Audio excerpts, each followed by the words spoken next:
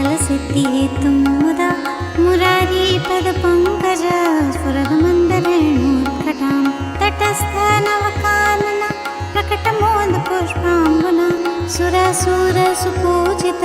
स्मरपितु श्रियम्बीपतिं कलिन्दगिरिमस्तके पतदमन्दपूरोज्ज्वला विलासगमनोलस प्रकटकण्डशैलोन्नता सघोषगतिदन्तुरा समधिरूढदोलोत्तमा मुकुन्दरतिवर्धिनी जयति पद्मबन्धुसुता भुवं भुवनपावनी मदिगतामनेकस्वने प्रियाभिरीव सेवितां शुकमयूरहंसादिभिः तरङ्गाभुजकङ्कण प्रकटमुक्तिकावालुका नितम्बतटसुन्दरीं नमत कृष्णतुर्यप्रियाम् अनन्तगुणभूषिते शिवविरञ्चिते वस्तुते घनाघननिभे सदा ध्रुवपराशराभीष्टदे विशुद्धमथुरातटे सकलगोपगोपीवृते कृपाजलति संश्रिते मम मनसुखं भावय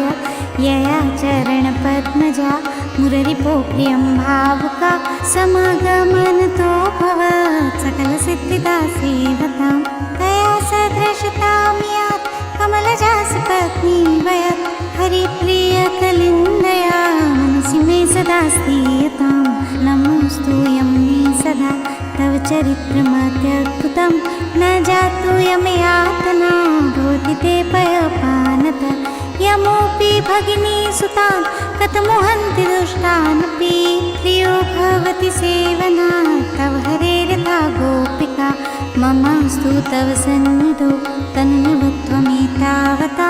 न दुर्लभतमारति मुररिपो मुकुन्द प्रिये अतोऽस्तु तव लालना सुरधुनी परं सङ्गमात् तवेव भुवि कीर्तिता न तु कदापि पुष्टिस्थिते स्तुतिं तव करोति क कमलजासपत्नी प्रिये हरेर्यदनुसेवया भवति सौख्यमां मोक्षत इयं तव कथादिका सकलगोपिका सङ्गम स्मरश्रमजलाणुभिः सकलगात्रजय सङ्गम तवाष्टकमिदं मुदा पठति सुरसुते सदा समस्तदुरितक्षयो भवति वै मुकुन्दे रति तया सकलसिद्धयो मुररिपुष्य सन्तुष्यति स्वभावविजयो भवेत् वदति वल्लभ श्रीहरे।